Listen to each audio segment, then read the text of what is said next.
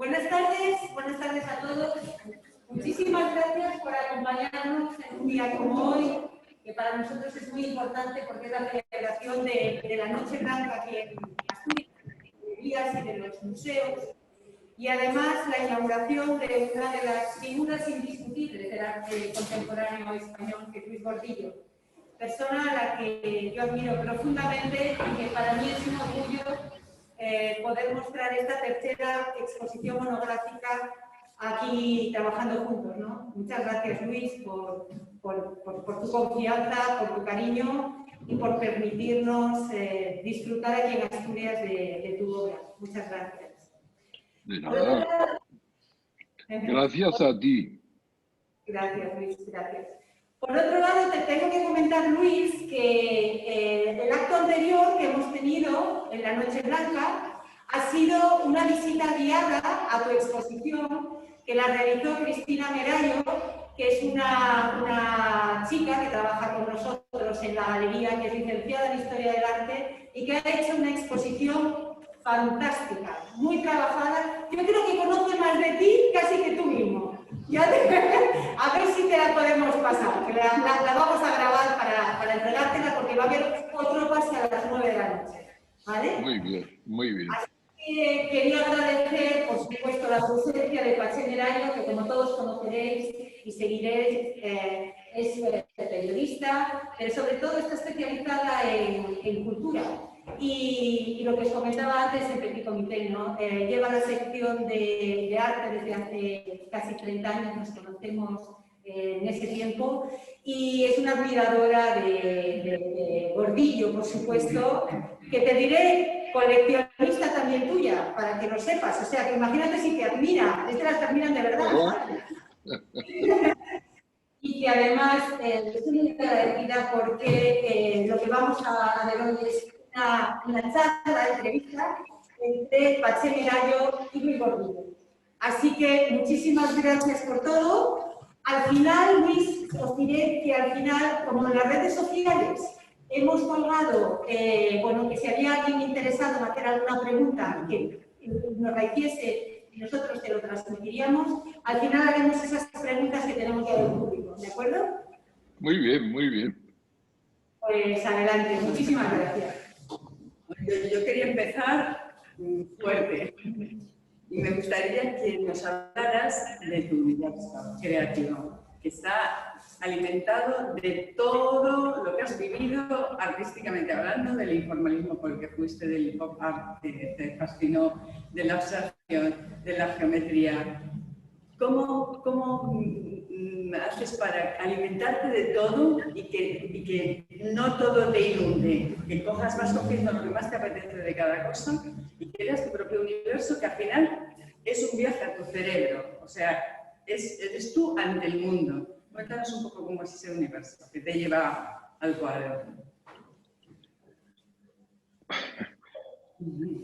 Hay una parte de la pregunta que me interesa mucho, que es los diferentes ismos que yo he ido asimilando y cómo esos ismos que son contrarios entre sí, yo los he podido digerir, porque no hay nada más distinto que el informalismo, que era una abstracción muy libre y muy automática.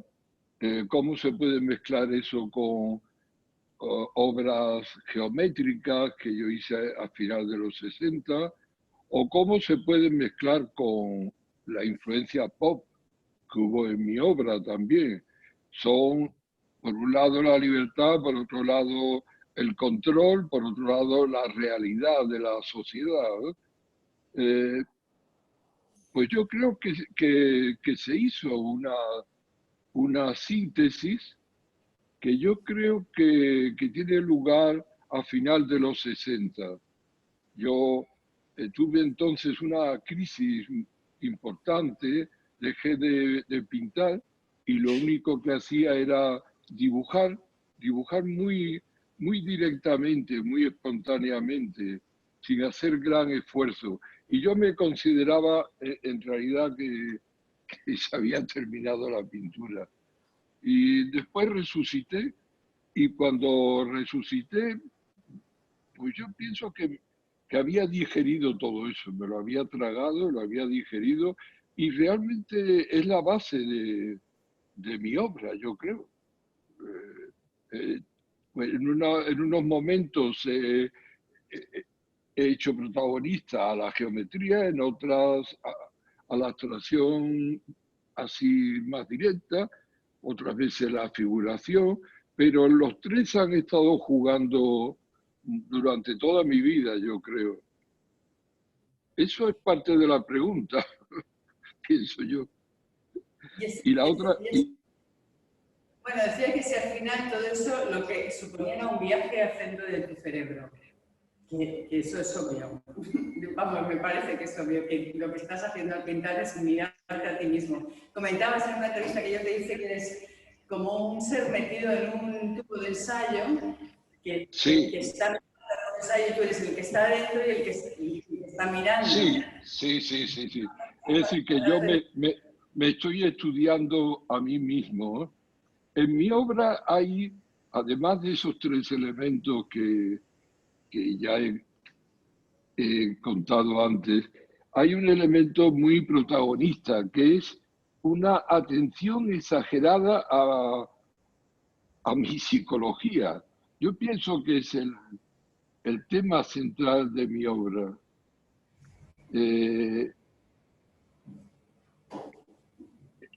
Realmente lo que yo he pintado en parte es un autoestudio, es una atención exagerada por las cosas que pasan dentro de mí, por, en fin, yo soy muy ansioso, bastante nervioso, todo eso forma una estructura interna que a mí me interesa especialmente. Es una manera de estructurar todo eso, darle una forma plausible con la cual se pueda vivir y hacer todo eso lo más rentable posible. Y todos esos elementos de lo que se construye tu obra, todas esas influencias, todas esas angustias, llegan después al cuadro en forma de tensión, de esas tensiones tan características de tu obra. No, repite la pregunta. Es que tenéis eco y el eco... Vale, te lo vuelvo a preguntar. Que todas esas influencias que vas acumulando en tu camino, sí. a la vez que estás vertiendo tú tus propios intereses y tu propia psicología, es lo que luego en el cuadro se convierte en esas tensiones tan maravillosas y tan sumamente características de tu obra. Sí, es así, tú lo preguntas, pero lo defines. Por un lado, hay esa estructura básica que se da en los años 60, ya hace tiempo, y por otro lado, todas esas energías interiores que son, repito, yo creo que son protagonistas en mi obra, y todo eso se mezcla. De alguna manera, esa síntesis primera me sirve como medios de expresión, como un lenguaje para expresar lo otro. De alguna manera es así. Nunca lo había dicho, pero creo que es así. Es decir, yo conformo un lenguaje que después me sirve para definir ciertos problemas, ciertas inquietudes, ciertas energías que evidentemente hacen a mi obra muy energética, digamos. Muy orgánica también, ¿no? Muy orgánica, evidentemente, pero eso se explica por esas razones interiores. El cuerpo para mí es muy importante. El cuerpo, digamos, no la carne, sino el cuerpo como tensión, como estructura psíquica, es una estructura que se está organizando constantemente para encontrar de alguna manera una definición formal que sea vivible, digamos. Y dentro de la importancia que tiene ese cuerpo, ¿qué importancia máxima tiene la cabeza? Porque la cabeza es una estructura que también está presente. Luego tenemos aquí una maravillosa que nos está enseñando, que además está hueca por dentro, que es bastante inquietante. Bueno, dicen que en la cabeza está el cerebro y que el cerebro es el que piensa, pero yo diría que nervios hay por todo el cuerpo y hay zonas del cuerpo que son también protagonistas. Todas las relaciones sexuales, todo eso tiene un protagonismo en el cuerpo enorme. Yo diría que el cuerpo está lleno de pretensiones psíquicas, ¿no? Y todo está vivo y todo está confluyendo. Hablando ha utilizado el término sexología o sexual, no sé en qué momento lo ha utilizado, me gustaría que hablara de la poética sexual de su pintura, del hecho sexual de su pintura.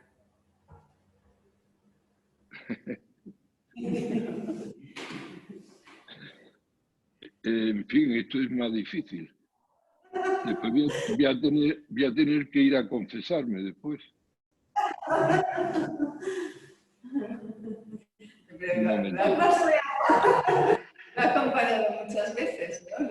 El hecho en sí de la poética sexual. Cuando hablamos de orgánico, pues evidentemente en la vida psicológica del individuo, las tensiones sexuales son muy importantes, muy importantes. Quizás a mi edad ya no son tan importantes, pero durante toda mi vida sí han sido muy importantes. Y presentan muchas preguntas, producen culpabilidades, producen un placer enorme, es un instrumento de relacionarse con las personas fundamental, de crear cariño, de crear afecto, de crear odio. Es tremendamente importante. Eso lo vemos en el cine, en la novela, casi todas giran alrededor de eso, ¿no? O de los tiros y los muertos, los asesinatos, o la vida erótica, la vida amorosa, que con esta definición es distinto. La vida amorosa que se basa en el sexo, eso queda más dulce. Pero es así, es así. Todos queremos una vida erótica plena, que nos produzca cercanías, que nos produzca cariño, amor, todo está mezclado. Y eso produce sentimientos de todo tipo. Hay que ver cómo los hombres matan a las mujeres en España y en todo el mundo. Es decir, que se produce eso y se producen también grandes amores. Lo que en relación a la pintura es que el placer que produce la pintura, las definiciones que produce la pintura, esos elementos formales, cuando se ejercitan, producen sentimientos de alguna manera cercanos a los sentimientos sexuales. Produce placer, hay momentos de una expansión sensual enorme en el arte. Hay muchos momentos fríos, muchos momentos en que hay que aguantar el pulso, hay que aguantar las frialdades, como los místicos, ¿no? Algunas veces veían a Dios, pero otras veces no lo veían y debía ser terrorífico. Eso, nuestra Santa Teresa habla mucho de eso, ¿no? En el arte también pasa eso, hay momentos muy cálidos y hay momentos que hay que hacer un esfuerzo considerable, porque parece que se te va el alma, que se te va el espíritu, que, que Dios no quiere nada contigo, o los ángeles, o vaya usted a saber. Pero en la definición de esos sentimientos hay cercanías con lo erótico, con lo sexual, con los sentimientos cálidos. Eso es evidente. Y ese esfuerzo del que habla, que se vuelca a la pintura, no le ocurre cuando dibuja. Cuando dibuja es bastante más libre, ¿no? Está ahora disfrutando de dibujar con una libertad y falta de sufrimiento, tengo entendido. Bueno, lo que pasa es que mi pintura ha llegado a ser muy dura de realizar. Yo creo que la gente tiene la idea del pintor que se lo pasa en grande en su estudio, pintando monos, pintando paisajes, pintando con libertad. Eso hay muchos artistas que son así y muy buenos.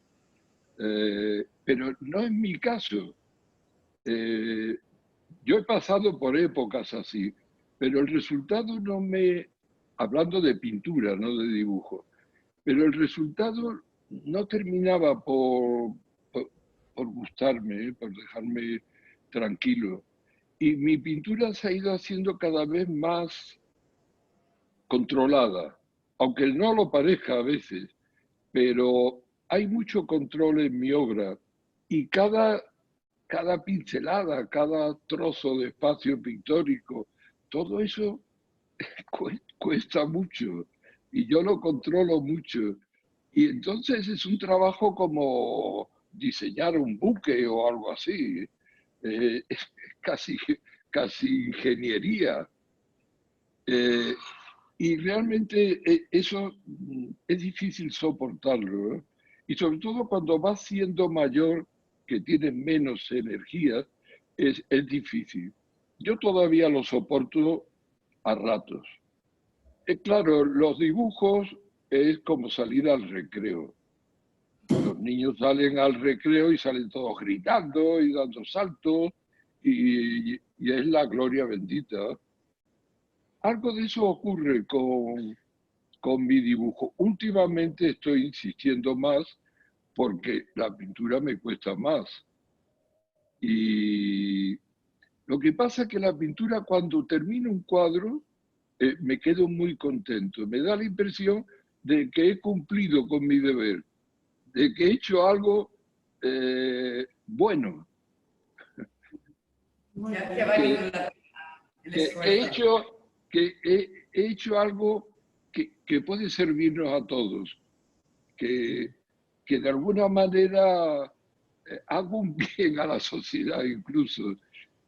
Últimamente lo que estoy haciendo me complace mucho, cosa que no me ha ocurrido casi nunca. Estoy haciendo unos cuadros bastante grandes que son muy duros de roer. Oh, son terribles. Pero cuando los termino, me da una satisfacción enorme, enorme.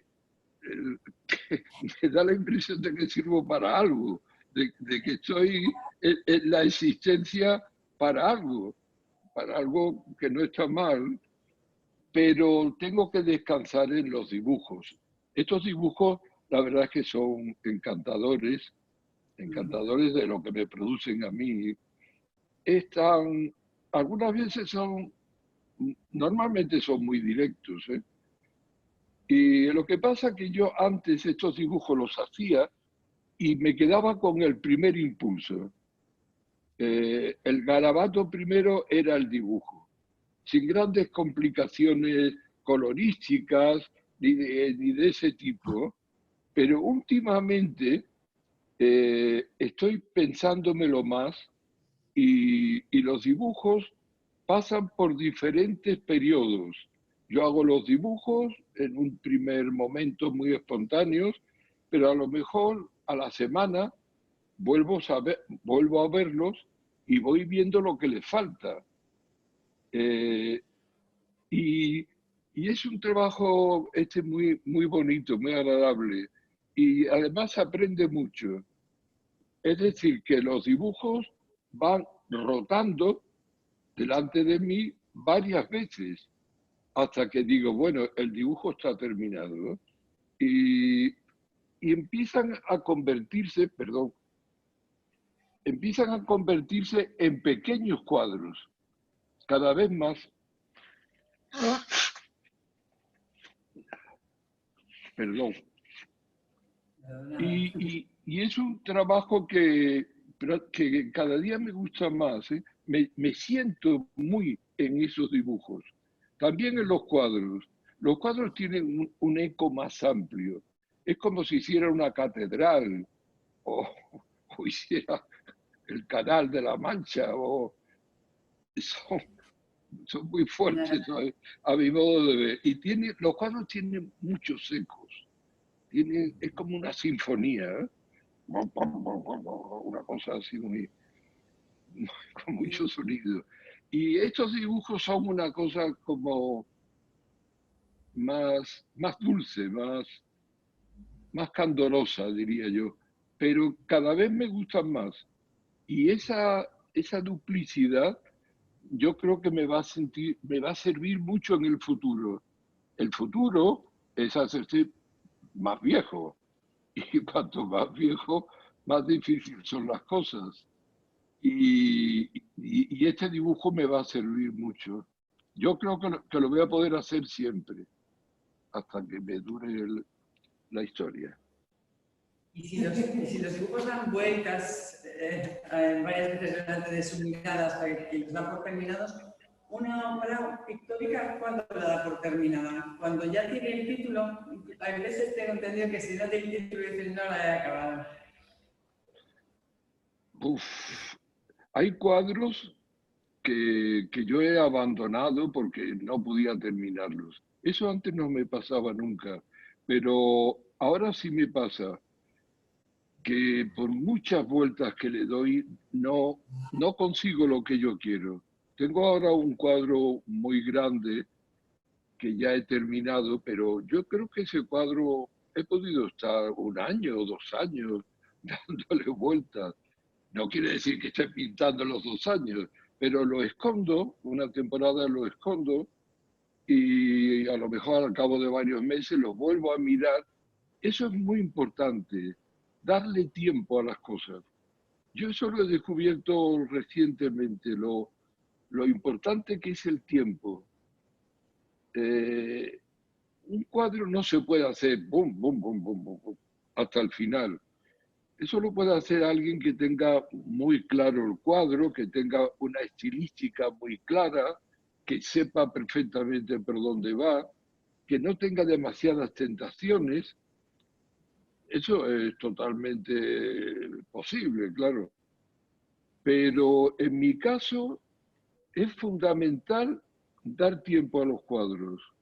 Yo tengo ahora 2 estudios, uno muy grande, y yo puedo tener ahora pues 8 o 9 cuadros que de alguna manera están viviendo, porque para mí son como órganos vivos, ¿no? Están viviendo y se van haciendo. Yo creo que ellos se van pensando a sí mismos y me van proporcionando fórmulas de desarrollo. Y cuando pasa el tiempo uno va viendo cosas. No se puede atosigar al cuadro porque el cuadro no te da tantas fórmulas inmediatamente. En el cuadro hay muchos tiempos, muchos espacios, y todo eso no viene así a la ligera. Dándole tiempo al cuadro, el cuadro se resuelve. Y yo últimamente lo he lo he descubierto, lo he pensado y facilita mucho el desarrollo de la obra. No exigirle demasiado, simplemente uno, pues uno lo va pensando, lo va sintiendo, se va sintiendo. Yo creo que el cuadro pasa a tu circulación, digamos. Los pintores tan obsesionados como yo, vivimos con los cuadros. Por la noche sueñas con los cuadros, en fin, es difícil quitarse de encima, yo diría que esta enfermedad, porque esto es como una enfermedad. Pero en fin, dándole tiempo al cuadro, el cuadro se va resolviendo.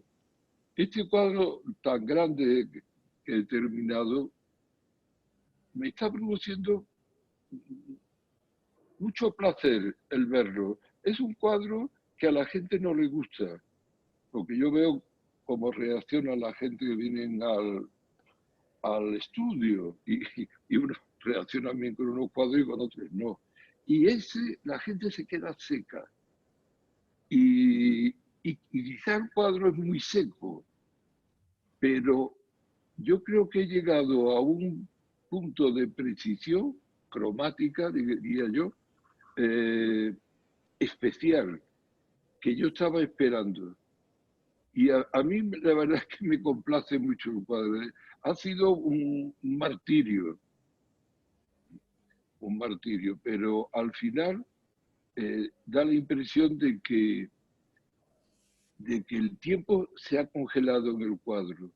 Eso de que todo va rápido hacia la muerte y que nada sirve para defenderse, estas obras de arte, cuando la obra se consigue o cuando realmente es un reto a la muerte, es un decir, bueno, no tan rápido. Aquí estoy haciendo un depósito temporal. Quizás yo no lo viva en el futuro, pero puede ser que muchos otros lo vivan. Y me parece que he descubierto algo que yo no sabía antes. Como que haya conseguido crear una facción de tiempo más allá del tiempo transcurrido. Según como si fuera Sí. No es solamente el almacén del tiempo que tú has gastado, sino se produce ¡pum!, una transformación de ese tiempo en otro tipo de tiempo. Quizá esta es la fórmula de la obra de arte cuando funciona, ¿no? Bueno, yo estoy aquí proponiendo unas victorias, pero en fin, yo creo que hay algo de eso. Hay obras de arte que se apoderan de la eternidad, ¿no?, de alguna manera. De hecho, van a quedar para ella, ¿no? Hombre, si la gente quiere. No sé. No es tan fácil, ¿eh? No es tan fácil ser un Goya o un Picasso o un Vermeer. Eso es muy complicado. Algunas veces uno se hace ilusiones, ¿eh? Bueno, yo creo que Luis Gordillo va por muy buen camino. Yo creo que con una sala ahora para él solo en el Reina Sofía me parece que estamos yendo en el camino, ¿no? Pues sería estupendo, ¿no? En el tiempo presente solo. Le preguntaba por la relación que tiene con la palabra, que me interesa muchísimo. O sea, sus títulos son una parte del cuadro, está clarísimo. Son muy pensados. Sé que a veces escriben cuartillas para encontrar un título. ¿Qué aporta con ese título, con el título al cuadro? ¿Qué aporta con el verbo? Pues es una cosa que la gente, bueno, la gente especialista, entendida, aprecia mucho, ¿eh?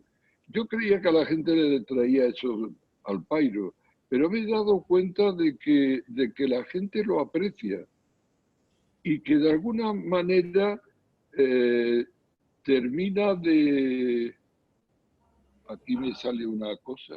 Ya se ha ido. Que ha salido un escrito. Este cuadro que yo decía que es tan grande ha llegado al final sin título, porque otras veces los cuadros van teniendo su título, aparece mientras se va haciendo, ¿no? Eso es lo más real y lo más fácil. Es decir, de alguna manera el cuadro exhala una literatura. Eso es muy bonito y muy de verdad, ¿no? Este otro cuadro que digo, este grande, no ha tenido título, no ha exhalado nada. Y entonces me tengo que poner a fabricar un título. Además, como el cuadro, yo tengo pretensiones con él, no puedo ponerle una bobada de título. Y ya llevo pues 3 folios enteros llenos de posibles títulos y yo creo que va a continuar, porque quiero dar con un título real, realmente bueno y que lo defina. Y es un trabajo bonito ese, ¿eh? Al final queda como un poema. Yo tengo algunos cuadros yo creo que de final del siglo, que son 2 cuadros muy grandes, pero gemelos. Cambian los colores y en medio yo puse una, en fin, los títulos que yo había hecho previamente en una especie de cuadro pequeño, una foto en donde están con una cierta letra y con un cierto color, están todos los títulos que hice previamente, que no me acuerdo cuál fue el último, no me acuerdo. Y quedó muy bien. Y con este estoy pensando también hacer algo por el estilo. La verdad es que queda muy sucio todo, las cosas que voy escribiendo, eso queda, y algunos títulos son ridículos, pero tiene su gracia y que la gente vea por dónde va mi cerebro queriendo definir la obra, y seguramente lo haré. Ya que hablábamos de la relación con la palabra, me gustaría que hablara del origen, de hace muchísimo tiempo, cuando se convierte en pintor, que era una persona que adoraba la música, que tocaba el piano, que adoraba escribir y que le gustaba pintar. En un momento dado, su camino fue por un lado y de vez en cuando se ha preguntado si podía haber ido por otro. Sé que se ha alegrado de que haya ido por la pintura, lo sé, pero en algún momento se ha preguntado si podría haber sido músico o podría haber sido escritor. Yo creo que eso lo definí bien en un cierto momento. Me costó mucho, porque yo era muy inseguro y un día me sentía pintor, al día siguiente no, y tardé varios años en decidirme a hacerlo en serio. Pero yo creo que, que mi decisión fue afortunada. En fin, y además vivo muy bien. Esto ya no es filosófico ni espiritual, pero la pintura me ha permitido vivir muy bien y muy tranquilo. Y eso no está nada mal. Eso acompaña a la poesía y a la creación, lo facilita. Bueno, Yo, pues, la verdad es que parece que presumo yo tengo bastantes condiciones para improvisar en el piano. Eh, incluso actualmente que he perdido toda la... Ya no sé tocar nada. Yo tocaba cosas que estaban bien, tocaba Mozart y cosas de esas. Pero ya todo eso se me ha olvidado y las manos las tengo poco ágiles. Pero yo a veces me pongo en el piano y salen cosas, realmente digo, esto es poético, pienso yo. En cambio, con la escritura, yo he tenido momentos muy creativos. A veces en los catálogos aparecen poemas míos. En los años 70, 80, por ahí, yo tenía una facilidad enorme para crear cosas, además que eran originales, yo creo. Pero actualmente eso lo he perdido. Así que me quedo con la pintura, yo creo que no está mal. No está mal. Gracias a Dios. Pues, muchísimas gracias. Oye, No sé. cuando queráis ya interrumpimos la conversación. ¿Eh? ¿Alguien de los presentes quiere hacer alguna pregunta a Luis? Yo quería preguntar sobre la intuición. ¿Qué papel tiene la intuición cuando empieza a trabajar sobre, a dar el primer trabajo? Hoy no me entero. Te pregunto por la intuición, que qué papel juega la intuición a la hora de enfrentarse a una obra. ¿Hablas de la intuición o de la inspiración? Intuición. La intuición. Bueno, es parecido, intuición y inspiración. Yo pienso que es de la misma materia. Yo pienso que es fundamental. Es fundamental. Lo que pasa es que la intuición se puede dar de muchas maneras.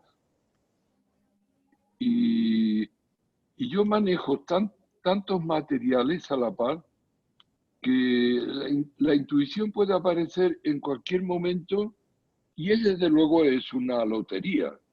Eso te lo regala, alguien te lo regala y tiene uno la suerte de recibirlo. Yo, por ejemplo, tengo, en fin, lo sabéis ya, tengo la manía de recortar fotos de la prensa y de todo lo que veo. Es una manía que tengo desde pequeño. A veces esas fotos son tan curiosas, tan raras, tan llenas de sentido, de complejidad, que eso puede ser un rayo que te hace pues dibujar en cierta línea es decir, mi cabeza está llena de elementos de ese tipo. Pues no sé, cosas que veo en la tele. Claro, eso son intuiciones, digamos, que yo recibo materialmente de fuera. Son cosas que te producen efecto. La intuición pura brota de uno mismo. De pronto aparece una idea, aparece un color, aparece una situación de ánimo. Yo pienso que la más corriente, momentos en que te pones a trabajar y parece que lo haces sin el menor esfuerzo, ¿no? Parece como si la vida pasara por ti y se expresara directamente. Eso es, digamos yo, la intuición o la instintividad en el trabajo. Eso es lo más agradable del arte. Luis, una cosa, una pregunta que nos habían hecho. De alguna manera, entroncando con la explicación que estás dando, los momentos actuales que estamos viviendo a nivel internacional por la situación de la pandemia, que de alguna manera los artistas ven reflejados, ¿no? Sus situaciones en sus obras, ¿no? Son como notarios de su tiempo. ¿De alguna manera crees que te va a influir en tu pintura todos los agentes externos, ¿no? Que de alguna manera estamos viviendo a nivel internacional en estos momentos? No solamente la pandemia, el mundo está actualmente en una situación extraña. Eso que habíamos pensado que la democracia había llegado para quedarse y que la humanidad se desarrollaba para bien y para mejor a través de de políticas democráticas, digamos, maduras. Pues si pensábamos que Hitler realmente había terminado y todo eso. Y, y, y hay una constatación muy desagradable de que la tentación de las dictaduras no ha terminado, ¿no? Y de que la democracia no ha llegado para quedarse, sino que en cualquier momento nos organizan una trapafiesta. Vivimos yo creo, una época de mucho nerviosismo, de mucha intranquilidad. Yo pienso, más que los que se mueren por el COVID, yo pienso aquellos que se mueren de hambre, que son tantos en todo el mundo, en España, pero sobre todo en países africanos, latinoamericanos. ¿Cómo lo está pasando la gente? Eso debe ser espantoso, tener una familia, que te quedes sin trabajo, que te quedes sin posibilidades. Yo eso lo pienso mucho, ¿eh? Es una cosa tan inhumana, y parece ser que incluso en España, que es un país desarrollado y uno de los países, digamos, mejores del mundo, existe un tanto por ciento importante de personas así. A mí eso es una cosa que me produce una intranquilidad bestial, como si tuviera gusanos por dentro del cuerpo. Es terrible, eso es terrible. Los muertos están, pero queda más limpio. Pero morirse de hambre tiene que ser muy feo. ¿Y qué opinas del arte actual, Luis? Por última pregunta ya. ¿Qué opinas? ¿Qué está pasando, bajo tu punto de vista, con las nuevas generaciones? Que, por cierto, para ellos eres un referente también, ¿no? Que eso se da muy pocas veces. Es decir, tú ya eras un referente dentro de tu generación, con los artistas de tu generación, pero no es tan frecuente que en estos momentos, después de tantos años, sigas siendo un referente para los jóvenes artistas, ¿no? Y que te vean además como compartan contigo como uno más distintos proyectos, como el último que hiciste de Triplex, que me pareció genial, fantástico, sí, ¿no? Sí. Y que los tres que más joven seas tú, en cuanto al resultado, te lo digo de verdad, en cuanto al resultado de la obra me parece genial. Con lo cual, sí que me gustaría conocer tu visión del momento actual, del arte actual que hay en España, ¿no? Hombre, para mí eso de que la gente joven le interese mi obra, para mí es de las cosas que me producen placer, pero me produce también cariño, un poco como si fueran hijos. Y además se acercan a mí con unos sentimientos tan nobles. Y no se trata, gente, de que me copie, que no es eso. Es simplemente que les interesa la fórmula por donde yo voy desarrollando mi obra. Y eso ya pasó en los años 70. El grupo de la nueva figuración madrileña y todo eso, ahí había una influencia grande de gente que ya pertenecían a otra generación, como Arcolea o Chema Cobos, tantos artistas, ¿no? Y aunque yo realmente era de la generación prácticamente de Canogar, de Saura, de Chirino, de toda esta gente. Lo que pasa es que yo llegué al arte tarde. Ellos habían estado en el arte desde pequeños y yo llegué ya mayor y ya yo no pude jugar con esa generación, pero sí empecé a jugar con la siguiente y eso se ha mantenido. Esto que tú dices del triplex, con dos pintores excelentes como son Rubén y Miki, y me llevo muy bien con ellos, trabajamos juntos, y ahora la exposición se va a repetir en Sevilla, con grandes dificultades, ¿eh? que está produciendo una cantidad de líos. Y a mí me gustaría traerla también a Madrid, porque la exposición es muy bonita. ¿Y qué más tenía que decir de esta pregunta? No, que es cómo es el arte actual de las jóvenes generaciones, ¿no? Sí, sí, sí, sí. Eso, esa influencia se da en la pintura, ¿eh?